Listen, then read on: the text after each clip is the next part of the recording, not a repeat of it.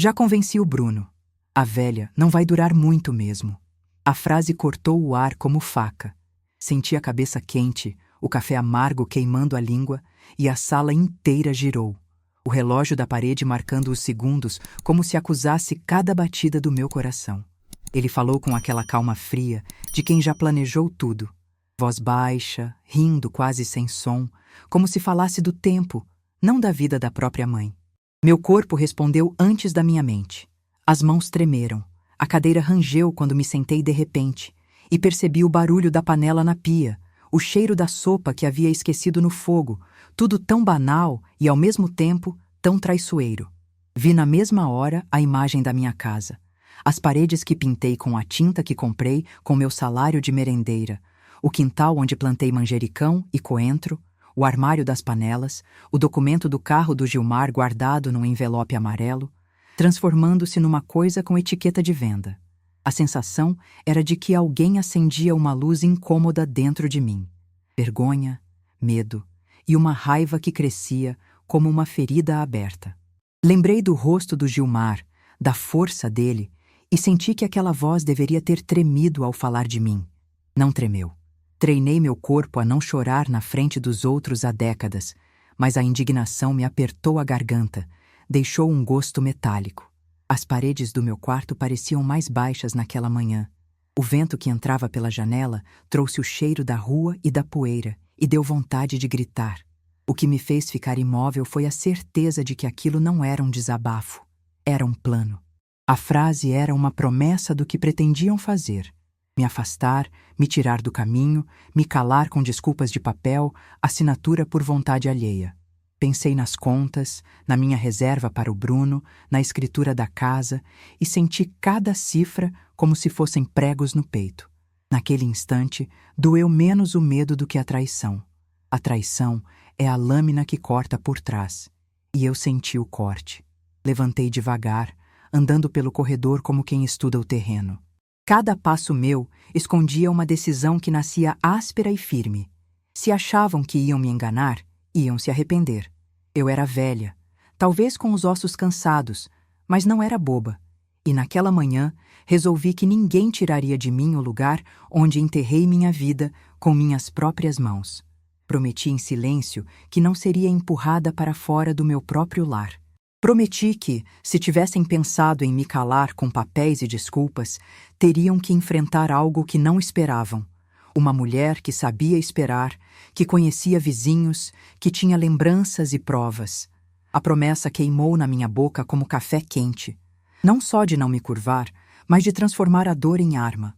Não sabia ainda como, mas sabia que ia começar a contar os nomes daquele plano, e que cada palavra, cada detalhe que guardasse, viraria um tijolo para fechar a porta na cara de quem tentou me derrubar. Vou deixar que cometam os erros de quem subestima uma mãe e uma avó. Eles não conhecem o que mora na paciência de quem só soube lutar até agora. Vou agir, e vou provar que mesmo quando a vida te enfraquece por fora, a força que sobra por dentro pode destruir planos bem arquitetados. Os dias seguintes pareceram respirar diferente dentro da minha casa. O sol entrava pela janela, mas a claridade tinha uma cor estranha, como se o ar carregasse um aviso que eu ainda não sabia decifrar. Passei a caminhar pelos cômodos com o cuidado de quem pisa num terreno que mudou durante a noite. Havia algo grande se movimentando sem fazer barulho, e eu sentia isso na pele, no ritmo ansioso do meu coração. Foi numa segunda-feira que percebi o primeiro sinal claro de que o plano deles já estava em andamento. Eu estava dobrando umas toalhas quando escutei uma conversa baixa vindo do portão. Era Marcelo. A voz dele estava tensa, rápida, quase irritada, como se desse ordens para alguém que não conseguia controlar.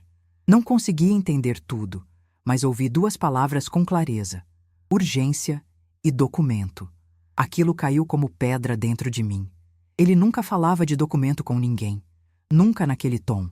A sensação de que algo estava prestes a estourar se intensificou de um jeito que fez minha respiração falhar por segundos. Fechei a porta do quarto devagar e me apoiei na parede. Meus olhos caíram sobre a caixa de madeira onde guardo minhas coisas mais importantes, cartas antigas, a aliança do Gilmar, alguns extratos que sempre reviso com calma. E senti um arrepio. Era como se aquela caixa carregasse uma parte da minha história que, se desaparecesse, apagaria também quem eu fui. Passei a mão sobre a tampa, e o toque da madeira fria me deu um pressentimento ruim, daqueles que a gente aprende a respeitar depois de muita vida vivida. Algo ali seria necessário em breve. Eu podia sentir. Naquela mesma tarde, notei um comportamento estranho vindo do portão da casa da frente. O Sr. Roberto, meu vizinho aposentado, me olhava com um misto de curiosidade e preocupação. Quando passei para recolher o lixo, ele abriu a boca como se fosse me dizer algo, mas desistiu no último segundo. A forma como seus olhos me seguiram, silenciosos, fez meu estômago revirar. Vecos de segredo são mais pesados quando vêm de quem sempre foi discreto. Senti que ele sabia de algo, mas não tinha coragem de ser o primeiro a falar. À noite, quando fui guardar a louça, percebi que o pano de prato que deixo sempre pendurado não estava no lugar certo. Ninguém além de mim mexe ali. É um detalhe bobo para qualquer pessoa, mas não para quem conhece a própria casa do avesso. Peguei o pano nas mãos, senti o cheiro de sabão e algodão gasto, e uma inquietação profunda tomou conta de mim. Tinha alguém circulando onde não devia, tocando no que não lhe pertence. A casa parecia respirar com um tipo de silêncio diferente, carregado, como se estivesse tentando me contar algo que eu ainda não conseguia juntar. Naquela noite dormi pouco. O vento cutucava a janela, trazendo um som repetitivo, quase como um aviso insistente. Acordei várias vezes com a sensação de que alguma coisa estava fora de lugar, ou prestes a ficar. Quando levantei pela manhã, encontrei o tapete da sala levemente torto, como se alguém tivesse pisado nele. Passei os dedos pela superfície e senti um frio subindo pelo braço. Não era imaginação. Não podia ser. E foi ali, com o tapete torto e a casa silenciosa demais, que percebi. O que quer que estivesse por vir já tinha começado. E eu ainda estava vendo só a superfície. Quando acordei naquele sábado, senti como se o dia tivesse um peso próprio. A luz entrava sem força, filtrada por nuvens grossas, e o ar tinha um cheiro estranho de poeira e mudança, como se algo que eu não via estivesse se arrastando pela casa. Caminhei até a cozinha com a intenção de preparar meu café, mas antes mesmo de ligar a chaleira, percebi um envelope fino caído perto da porta.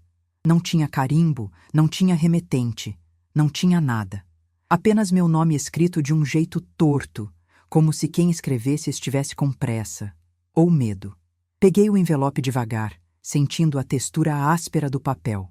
Dentro havia só um pedaço de formulário médico, com a minha data de nascimento preenchida à caneta. Nada mais. Nenhum campo assinalado. Nenhum nome de clínica. Apenas isso. Um documento vazio e pronto para ser preenchido por quem tivesse interesse. Meu coração bateu tão forte que eu pude ouvi-lo. O silêncio da casa ficou maior do que tudo. Senti como se alguém tivesse me mostrado metade de um enigma, só para me lembrar que a outra metade estava sendo preparada longe dos meus olhos. Guardei o papel dentro da caixa de madeira, junto das coisas do Gilmar, e respirei fundo. Aquele gesto me tirou do centro por alguns segundos. Eu senti, não pensei, eu senti, que aquilo não tinha sido esquecimento de ninguém. Era aviso, era movimento, era preparação, era Marcelo abrindo espaço para algo maior. Nos dias seguintes, minha casa começou a reunir pequenos sinais que pareciam desconexos, como peças de um quebra-cabeça que alguém largou de propósito espalhadas pela mesa. A campainha tocava e quando eu chegava ao portão, não havia ninguém. Às vezes, encontrava apenas o vento. Outras vezes, via um carro branco descendo a rua devagar demais. O tipo de lento que não é trânsito. É vigia. 2 vizinhos começaram a perguntar, com uma delicadeza desconfortável, se estava tudo bem comigo. Dona Zuleide, que nunca se envolve na vida de ninguém, me deu uma maçã pela primeira vez desde que nos conhecemos. A gentileza dela pesou como sinal. Gente que nunca fala, quando fala, fala por saber. E Bruno, meu menino, a cada dia mais distante. Olhares rápidos, mensagens curtas. Um silêncio que não combinava com um rapaz de 17 anos que sempre sentava na minha cozinha para conversar sobre jogos, escola e a vida. Tinha algo preso na garganta dele. algo que ele não podia ou não conseguia me contar. Foi numa tarde cinzenta que tudo começou a clarear. Não com respostas, mas com o medo estampado na expressão de outras pessoas.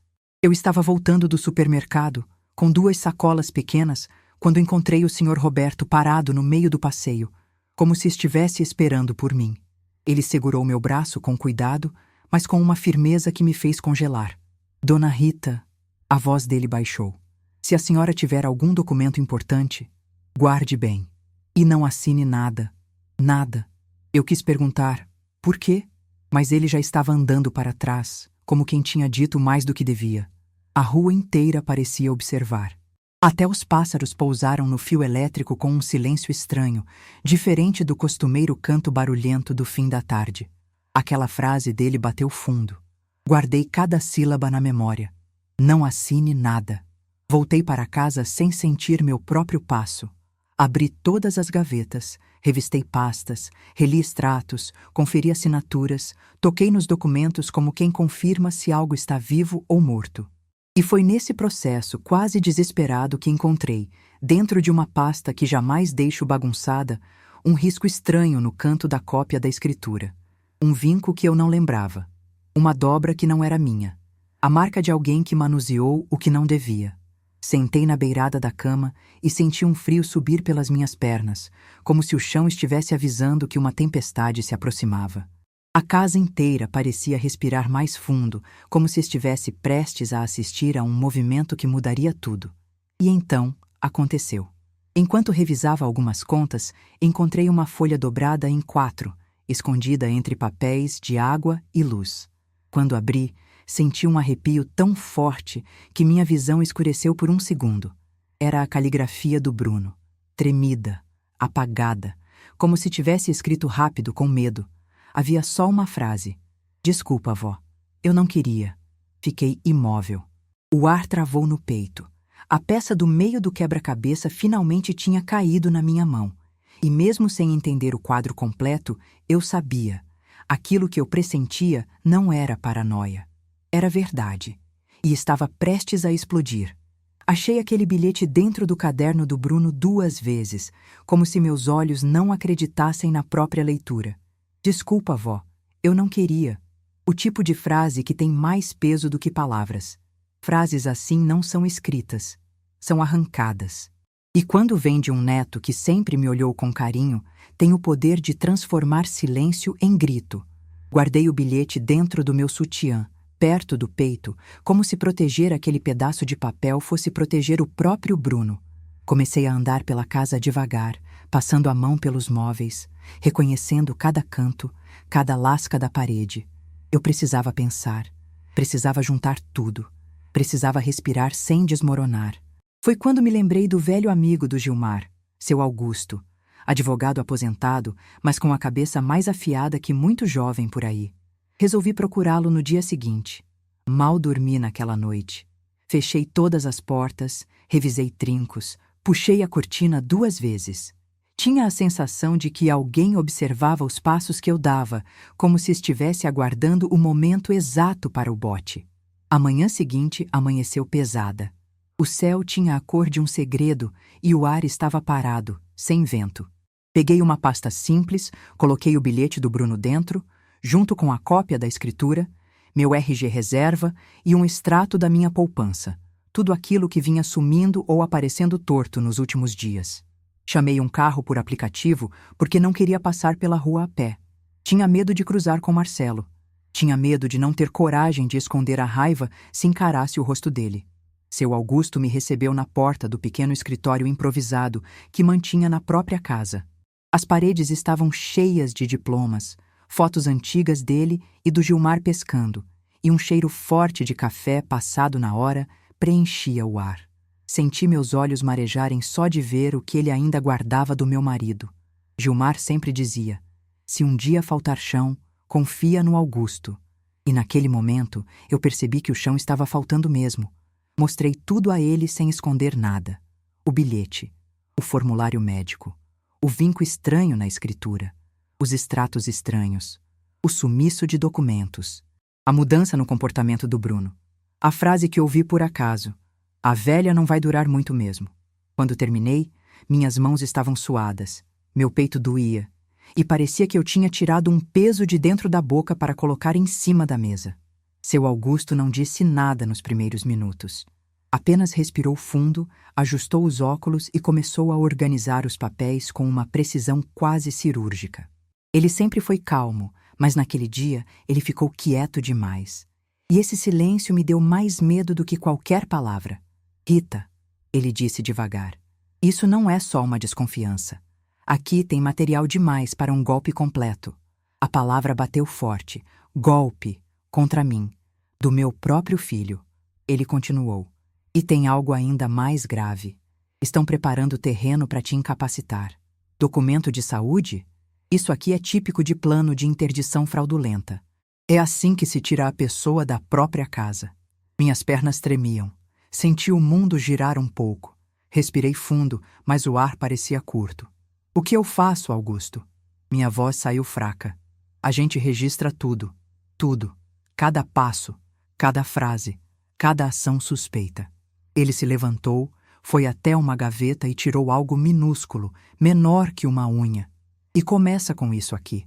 Era uma microgravação. Um dispositivo tão pequeno que eu quase não via entre os dedos dele. Coloque no corredor da sua casa, Rita, onde passam para entrar nos quartos, e não comenta com ninguém, nenhum vizinho, nem o Bruno. Principalmente não o Bruno. Eles só vão cometer erros se acreditarem que você está confusa, frágil, pronta para ser enganada. Senti uma mistura de medo e força nascer dentro de mim. Coisas assim não são planejadas por acaso. Marcelo tinha ido longe demais. E se ele tinha coragem de usar o próprio filho para me prejudicar, então era capaz de qualquer coisa. Voltei para casa com a microgravação escondida dentro da barra da minha saia, como se carregasse uma arma secreta. Cada passo parecia parte de uma coreografia perigosa. O mundo parecia prestes a revelar algo, e eu estava preparada para ver. Instalei o dispositivo naquela mesma tarde. Senti o coração disparar enquanto colava na parede, atrás do espelho que fica no corredor. Quando terminei, respirei fundo. O corredor parecia menor, como se a casa soubesse que algo novo estava prestes a acontecer ali. Era como acender um fósforo dentro de um quarto escuro. Então esperei. Esperei em silêncio. Esperei sem mudar rotinas. Esperei observando cada sinal, cada movimento, cada respiração da casa. E foi na primeira noite que a verdade começou a aparecer. Não como suspeita, mas como voz. Voz muito real. Naquela noite, o corredor parecia respirar. A casa estava tão silenciosa que eu ouvia até o estalar da madeira do piso, coisa que normalmente passa despercebida no barulho da rotina. Mas agora cada som tinha significado. Cada ruído podia ser uma prova. Eu sentei na beirada da cama, sem acender a luz, ouvindo o relógio marcar segundos como se estivesse contando até o momento em que a verdade apareceria. Foram quase 2 horas de espera. Eu já estava com as mãos frias, os pés inquietos, quando ouvi a chave girando devagar na porta da sala. Era um movimento leve, cuidadoso, como quem entra sem querer ser percebido. Levantei devagar, sem fazer barulho, e caminhei até o corredor. Fiquei atrás da porta do meu quarto, observando pela fresta. Reconheci o jeito de caminhar antes de reconhecer o rosto. Marcelo. Ele entrou como se a casa fosse dele. Olhou para os lados com aquela confiança arrogante, puxou o celular do bolso e começou a falar no viva voz. Imprudência típica de quem acha que já venceu. Eu disse que era hoje. Ele sussurrou. Mas a microgravação iria captar tudo. A papelada está pronta. Só preciso que ela assine. Se ela resistir, a gente aciona o plano B. Meu sangue gelou. Ele andou até a cozinha, abriu minhas gavetas, mexeu nas minhas coisas como quem revira uma gaveta velha de escritório. Tirou papéis, colocou outros. Eu via tudo da escuridão do corredor, com o coração batendo no ritmo da raiva. Então, ouvi outra voz, distante, do outro lado da ligação. A voz do Bruno. Pai, eu não quero fazer isso. Isso é nojento. Ela é a minha avó. Meu corpo inteiro contraiu. Senti as lágrimas queimarem por dentro, mas segurei. Até a respiração ficou presa. Era o Bruno, meu menino, e ele estava sendo usado, manipulado, empurrado para o centro de um erro que jamais deveria carregar. Marcelo riu. Uma risada curta, seca, cheia de veneno. Cresce, Bruno. Ela nem vai entender. Assina tudo sem perceber. Ela tá velha. Você acha que ela aguenta outra pressão? É por isso que ela tem você como favorito. Você manipula ela sem esforço. É só dizer que é coisa de saúde. Senti a mão tremer tanto que precisei me apoiar na parede. A raiva era tão intensa que parecia quente, queimando por dentro. Meu próprio filho estava transformando o neto numa ferramenta. Escravizando o menino pela culpa, pela necessidade de aprovação. Meu coração doeu por ambos. Marcelo continuou. E presta atenção. Quando eu assumir a casa, você vai ter seu quarto lá. É o mínimo depois do que está fazendo. Então para de drama. É só convencer ela. Ela confia em você. Usa isso. A respiração do Bruno ficou pesada. Dava para ouvir na gravação. Dava para sentir o desespero dele. Pai, isso tá errado. Ela nunca fez nada pra gente. Marcelo respondeu com a frieza de quem perdeu o último pedaço de humanidade. Ela atrapalha. E ponto. Ele desligou o telefone. Ficou ali, parado no meio da sala, com a luz fraca entrando pela cortina, respirando feito alguém que já se considera dono do futuro dos outros. Caminhou até o corredor, exatamente onde o dispositivo estava, e começou a mexer na pasta azul onde guardo meus documentos de saúde. Eu apertei a porta com mais força, com medo de que meu barulho denunciasse minha presença. Ele abriu a pasta, tirou 2 papéis, colocou outros 2 dentro, levou um extrato da poupança e guardou um formulário completamente preenchido, com uma assinatura falsa minha. Quando ele saiu, minutos depois, senti minhas pernas quase cederem. A casa parecia exalar um cheiro diferente, como se tivesse absorvido todo aquele veneno. Esperei 10 minutos antes de ir até a sala. Peguei a microgravação. As mãos tremiam. Eu sabia com todas as forças, que aquilo era a base que eu precisava para derrubar o plano dele. Só que também sabia que, dali para frente, nada seria simples. Enviei tudo para seu Augusto naquela mesma noite. Ele respondeu em menos de 5 minutos. Rita, isso não é só fraude. É tentativa de interdição dolosa. É crime grave. Temos o suficiente para agir. Aquela mensagem me deu a confirmação que eu tentava evitar. Minha família estava declarando guerra contra mim. E eu não ia recuar. No dia seguinte, acordei antes do sol. Não porque eu quisesse, mas porque o corpo de quem está em risco aprende a despertar antes da ameaça. O céu ainda era azul escuro quando sentei na beirada da cama, ouvindo o silêncio pesado da casa. A microgravação estava escondida dentro de um pote de arroz, exatamente onde ninguém pensaria em mexer. Meu coração ainda estava acelerado pela noite anterior, como se cada batida dissesse: agora você sabe a verdade, e não tem mais como voltar atrás. Preparei meu café devagar, observando o vapor subir da caneca como se fosse sinal de que eu ainda estava aqui, firme. Mas por dentro havia uma mistura de dor, revolta e uma lucidez que eu nunca tinha sentido na vida. Não era mais só medo. Era uma clareza afiada, fria, quase matemática. Agora que eu tinha provas, era a minha vez de agir. Às 9 da manhã, recebi uma ligação do seu Augusto. Rita, consegui ouvir tudo. A prova é forte, muito forte. Ele fez uma pausa curta. Mas para derrubar de vez o plano dele, precisamos de mais. Precisamos registrar o comportamento dele quando você se recusar a assinar. Aquilo fez minha espinha gelar. E como eu faço isso? Perguntei, tentando manter a voz firme. Simples. Continue a rotina. Deixe que ele venha. Ele vai pressionar. Vai tentar forçar você. E quando fizer isso, nós estaremos preparados. A delegacia já foi avisada. Eles só precisam do momento do confronto. Senti o estômago embrulhar. A ideia de esperar Marcelo vir até mim, sabendo do que ele era capaz, era como sentar na beira de um abismo. Mas também era a única forma de desarmar aquela bomba de uma vez por todas. Desliguei o telefone e tentei respirar fundo. A casa estava em silêncio. Um silêncio que parecia segurar o ar para ver o que aconteceria. Foi então que ouvi o portão bater. Não era vento, não era acaso, era alguém entrando. Olhei pela cortina com cuidado. Marcelo, de camisa social, com uma pasta preta debaixo do braço. O tipo de pasta onde se guarda documentos importantes, ou criminosos. Meu coração subiu para a garganta, mas minha expressão ficou serena. Era isso que seu Augusto tinha pedido. Calma por fora, fúria por dentro. Abri a porta devagar, antes que ele tentasse usar a chave reserva que eu já tinha retirado do chaveiro escondido da área de serviço. Mãe, ele disse, forçando um sorriso tão falso que me deu náusea instantânea. Vim só conversar um pouco. Você tem um tempo? Ele tentou passar direto por mim, como se a casa fosse dele. Eu dei um passo para a frente, bloqueando discretamente a entrada. Não agressiva, mas firme. Claro, Marcelo. Entra.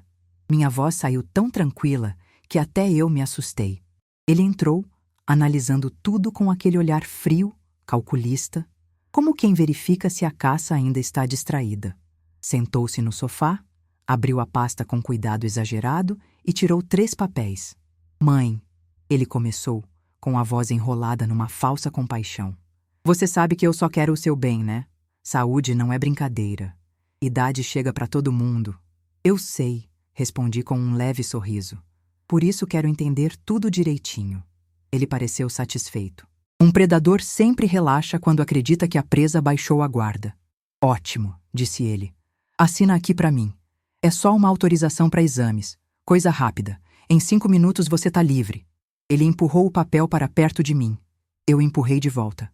Marcelo, falei devagar. Me explica o que é isso aqui escrito nesse canto? Ele travou.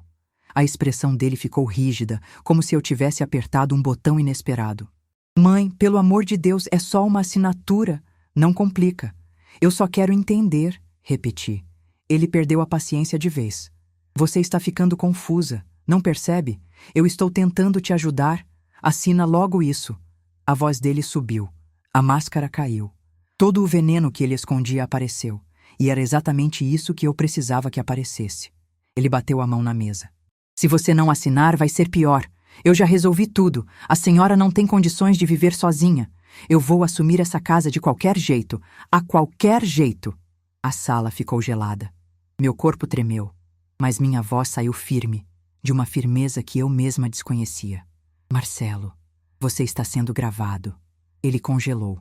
E naquele segundo, naquele único segundo, eu vi nos olhos dele a exata consciência de que o plano inteiro tinha desmoronado. Não devagar, não aos poucos, mas de uma vez só. Como um vidro que se estilhaça quando a pressão acumulada chega ao limite. Foi então que no portão ouvimos a voz do seu Augusto. Marcelo de Souza, se afaste da sua mãe imediatamente, e atrás dele, a viatura, os policiais entrando. A cena mais surreal da minha vida. O horror estampado no rosto do meu filho, o homem que eu criei, o homem que agora tentava me destruir. Mas pela primeira vez, ele parecia pequeno, muito pequeno. A porta da sala ficou pequena diante da quantidade de pessoas entrando. Os policiais vieram com postura firme, determinada, como quem já sabe exatamente o que está acontecendo. A luz da viatura atravessava a janela, jogando flashes azuis e vermelhos nas paredes da minha casa. Paredes que viram meus filhos crescerem, paredes que ouviram risadas, brigas, conversas, silêncios. E agora testemunhavam o momento mais triste da minha vida. Marcelo recuou 2 passos quando viu os policiais. Ele estava pálido, respirando rápido, como um animal acuado. Aquele brilho arrogante que sempre existiu nos olhos dele desapareceu. Em segundos. O que é isso? Ele gritou, apontando para mim. Isso é armação. Minha mãe está confusa. Ela nem sabe o que está falando. O policial mais alto levantou a mão, pedindo silêncio. Já recebemos o material, senhor Marcelo. As gravações, as mensagens, o bilhete, a tentativa de falsificação de assinatura. E a prova da entrada não autorizada nesta residência. Marcelo virou para mim como se eu fosse a responsável pela queda dele. E, de certo modo, era. Mas não com ódio, com justiça. Mãe, ele disse, com a voz trêmula de um menino que perdeu o chão. Você fez isso comigo? Eu respirei fundo. A resposta veio do lugar mais doloroso da minha alma. Não, Marcelo, você é que fez isso com você. E com o Bruno. E comigo. Ele apertou os olhos, como se quisesse esmagar a realidade. A senhora não entende. A senhora não tem ideia das dívidas, dos problemas, do que eu tô passando. Eu ia arrumar tudo. Eu ia resolver.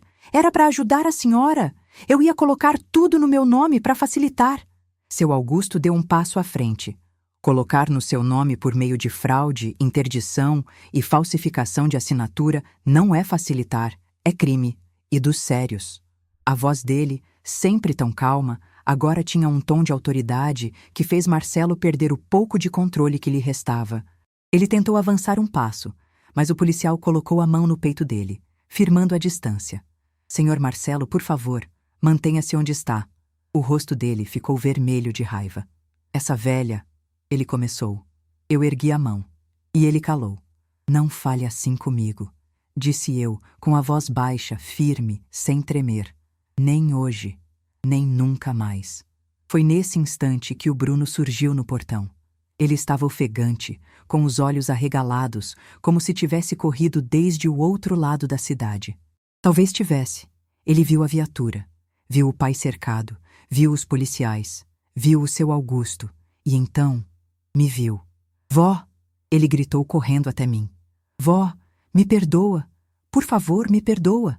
O coração apertou. Eu senti, fisicamente, o peso daquele pedido. Bruno caiu de joelhos ao meu lado, segurando meu braço com as duas mãos, chorando como há muito não via. Ele me obrigou, vó, soluçou. Ele disse que, se eu não ajudasse, ele ia me deixar sem casa, sem nada. Disse que eu nunca ia ser nada, que você ia acabar internada de qualquer jeito. Eu tentei te avisar, tentei. Eu passei a mão nos cabelos dele, tremendo por dentro, mas mantendo a postura que a situação exigia. Eu sei, meu bem, eu sei. Você tentou do seu jeito, e agora acabou. Eu tô aqui, e você tá comigo. Marcelo ficou em choque ao ver o filho chorando no meu colo. Tentou dar um passo, mas o policial segurou. Não toca nele, o agente avisou. A raiva de Marcelo explodiu, mas de um jeito patético, desesperado, quase infantil. Isso é culpa sua, mãe. Sempre colocando o Bruno contra mim. Sempre estragando tudo. Você nunca acreditou em mim. Nunca confiou em mim. Aquelas palavras, vindas de um homem feito, me atingiram como faca. Não pela mentira, mas pela mágoa distorcida que revelavam. Ele não falava mais como vilão. Falava como alguém que nunca enfrentou os próprios erros e agora colocava todos na minha conta. Senhores, vamos precisar conduzi-lo, disse o policial. Marcelo tentou resistir, mas as provas já estavam todas entregues, cada palavra gravada, cada tentativa de manipulação registrada. Ele foi algemado, dizendo coisas desconexas, tentando culpar o mundo, a vida, a mim, o Bruno. Enquanto o levavam, ele gritou: "Isso não vai ficar assim! Eu vou voltar! Essa casa ainda vai ser minha! A senhora vai ver! A senhora vai ver!" A rua inteira ouviu, mas pela primeira vez eu não senti medo, senti pena, profunda, dolorosa, silenciosa. Quando a viatura levou Marcelo, o barulho da sirene ecoou pela rua como um anúncio de encerramento. Seu Augusto colocou a mão no meu ombro. "Rita, agora começa a parte segura. A delegacia vai cuidar de tudo. Você não está mais sozinha nisso." Eu olhei para o céu, que agora estava começando a abrir, e senti o ar finalmente entrar nos meus pulmões. O tipo de ar que tem gosto de justiça. E naquele silêncio que ficou depois que a viatura virou a esquina, eu soube que minha vida tinha acabado de virar outro capítulo. Um capítulo duro, mas meu. Aquela tarde ficou marcada na minha memória como se fosse uma fotografia. Não pela violência do momento, mas pelo silêncio que veio depois. Um silêncio diferente, não carregado de medo, mas de um alívio tão profundo que parecia quase estranho dentro da minha própria casa. Sentei na poltrona que fica perto da janela, onde o Gilmar gostava de ler jornal, e deixei meu corpo desabar devagar, como quem finalmente põe no chão um peso de anos. Bruno estava sentado no sofá, de cabeça baixa, com as mãos entrelaçadas. O choro já tinha secado, mas o rosto dele ainda estava marcado pela culpa.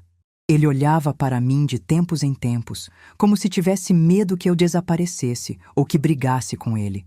E eu respirava fundo antes de cada palavra, porque naquele momento nosso vínculo também precisava ser reconstruído com cuidado. "Bruno", chamei baixinho. Ele levantou o rosto na mesma hora. Eu não mereço seu perdão, vó", ele murmurou, a voz falhando. Aquelas palavras doeram mais em mim do que nele. Meu amor, respondi, segurando a mão dele. Você nunca precisou merecer meu perdão. Você só precisa ser verdadeiro comigo. E você tentou. Eu encontrei o bilhete, lembra? Ele assentiu, os olhos enchendo de lágrimas de novo. Eu escrevi tremendo. Eu queria te entregar na hora. Mas o pai, ele... A voz dele sumiu, engasgada. Eu sei, respondi passando a mão no ombro dele.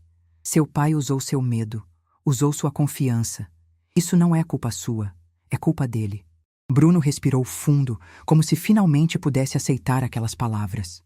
Foi então que seu Augusto entrou na sala, trazendo consigo uma pasta grossa de documentos e um olhar carregado de seriedade, mas também de alívio. Ele se sentou na cadeira em frente a mim e abriu a pasta devagar.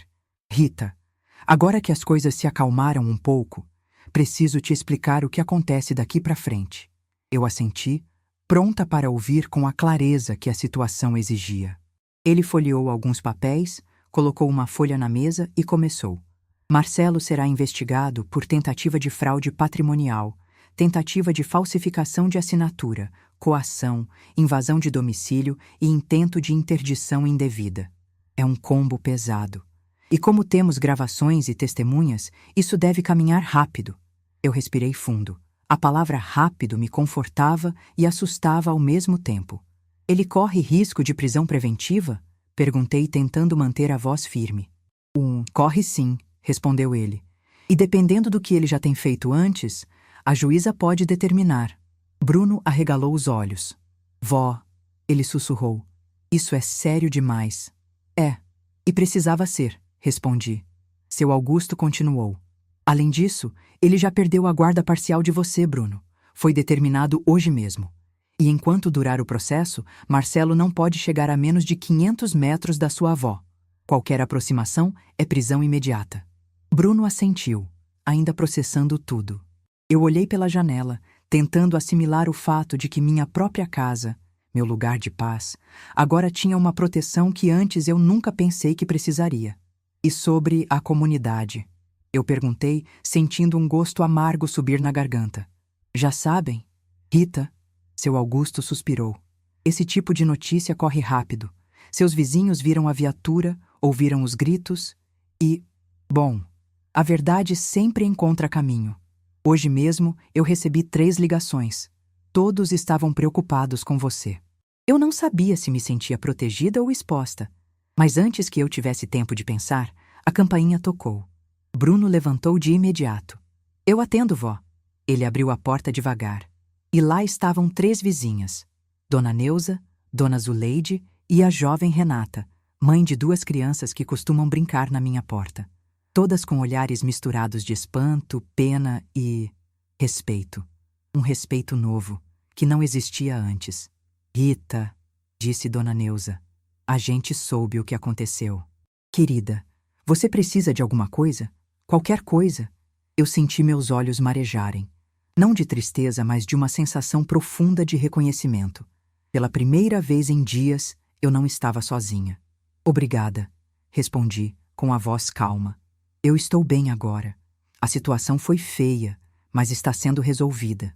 Renata deu um passo à frente e disse: se a senhora precisar que eu fique por aqui nos próximos dias, ou que eu veja alguma coisa, só me avisar. Qualquer movimento estranho a gente te avisa. Aquele a gente foi como um abraço. Quando elas foram embora, fechei a porta devagar e me apoiei nela. O peso do que tinha acontecido parecia menor agora. A vizinhança inteira sabia. A máscara do Marcelo tinha caído. E finalmente, eu não carregava esse segredo sozinha. Seu Augusto colocou a mão no meu ombro. Rita, o pior já passou. Agora é só seguir o processo. Vai doer, sim, mas vai proteger você para sempre. Eu olhei para a mesa, onde a pasta de documentos permanecia aberta, como um símbolo de tudo que quase me tiraram, e tudo que eu tinha recuperado. Respirei fundo. Eu quero reformar minha casa, eu disse de repente. Bruno ergueu o rosto. Reformar, vó? Quero pintar tudo. Quero trocar as cortinas, colocar um piso novo no corredor. Quero mudar o ambiente. Quero tirar o cheiro dele daqui. Fiz uma pausa, sentindo as palavras ganharem força. Quero começar de novo, Bruno. Ele sorriu pela primeira vez em semanas. Eu te ajudo em tudo. Seu Augusto fechou a pasta e disse: Isso é uma decisão excelente, Rita. Renovar o espaço renova a mente. E ele tinha razão. Eu decidi ali mesmo que aquela casa não seria lembrada pelo dia em que quase a tiraram de mim. Ela seria lembrada pelo dia em que eu recuperei minha voz, minha força e minha paz. Só que antes da renovação, faltava o capítulo final. O capítulo que não é sobre vingança, mas sobre renascimento. O dia seguinte amanheceu com uma luz diferente. Não era o sol forte batendo na parede. Era outra coisa. Era um silêncio leve, daqueles que não assustam. Um silêncio que abraça. O tipo de calmaria que só aparece quando a tempestade já passou e deixa para trás apenas o chão molhado e o cheiro de terra renovada. Abri as janelas da casa inteira, uma por uma, como quem deixa o ar circular depois de anos de portas fechadas. E pela primeira vez em muito tempo, senti que aquele ar realmente me pertencia. O corredor, aquele mesmo onde instalei a microgravação, onde a verdade veio à tona, parecia mais largo. Caminhei devagar, passando a mão pela parede, sentindo cada relevo, cada marca de vida. E percebi que ali não havia mais o medo. Não havia mais a sensação de que alguém estava prestes a tirar o que era meu.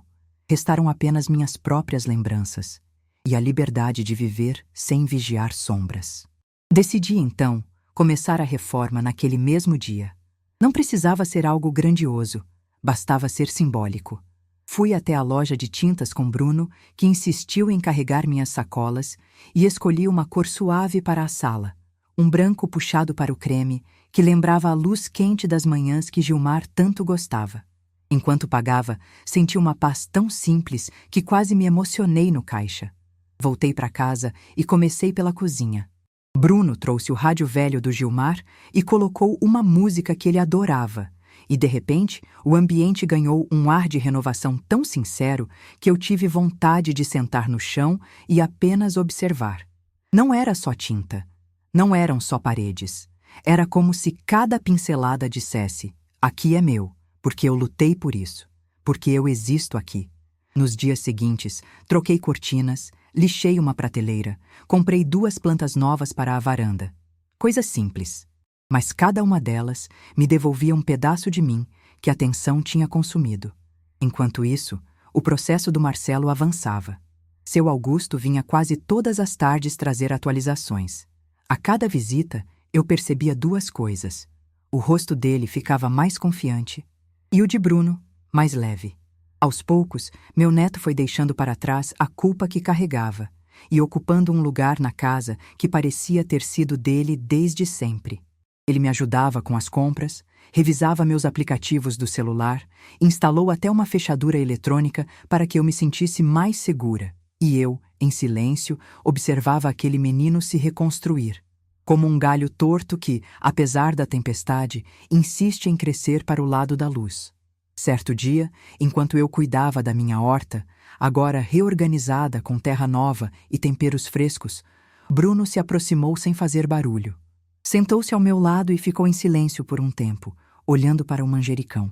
Vó, ele disse, quebrando o silêncio. Quando tudo isso começou, eu achava que não tinha saída, que eu precisava obedecer o pai, que ele era a única autoridade. Mas depois que a senhora enfrentou ele daquele jeito, eu percebi que eu também posso escolher quem eu quero ser. Eu sorri, sentindo uma emoção quente subir pelo peito. E quem você quer ser, meu filho? Ele pensou por alguns segundos. Alguém que você tenha orgulho, não alguém que repita os erros que destruíram o pai. Peguei a mão dele e apertei. Bruno, você já é tudo que eu posso ter orgulho. Ele sorriu com os olhos. Um sorriso sincero, sem peso, sem medo. E naquele instante, olhando para ele, percebi que a maior justiça não foi ver Marcelo sendo levado. Não foi a medida protetiva. Não foram as provas, não foram os vizinhos, nem o processo, nem a humilhação pública. A maior justiça foi libertar o Bruno. Libertá-lo da manipulação, do medo, da sombra emocional do próprio pai. Porque a vingança verdadeira, a que realmente transforma, não é a que destrói o inimigo, é a que salva quem o inimigo tentou arrastar junto. Mais tarde, Sentei no quintal para descansar. O pôr do sol pintava o céu com aquele laranja que só Belo Horizonte sabe fazer. O vento trazia cheiro de terra molhada, das hortas dos vizinhos. E enquanto eu observava a luz bater nas paredes recém-pintadas, senti algo que há muito tempo não sentia. Paz. Paz de corpo, paz de alma, paz de saber que sobrevivi à tentativa de arrancarem minha dignidade e que a recuperei com minhas próprias mãos. Mexi no bolso do avental e encontrei a aliança do Gilmar, que eu tinha colocado ali mais cedo sem perceber. Olhei para ela por longos segundos, sentindo a presença dele como um abraço silencioso. Você estaria orgulhoso de mim, meu amor, sussurrei.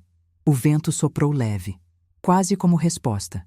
Fechei os olhos, respirei fundo e deixei aquele momento ficar, porque ele era meu, inteiramente meu. Se essa história tocou o seu coração como tocou o meu quando vivi, fica aqui comigo, minha amiga. A vida de uma mulher nunca é simples, mas juntas. A gente se escuta, se apoia e se fortalece. Eu volto amanhã para desabafar mais um pouco com você.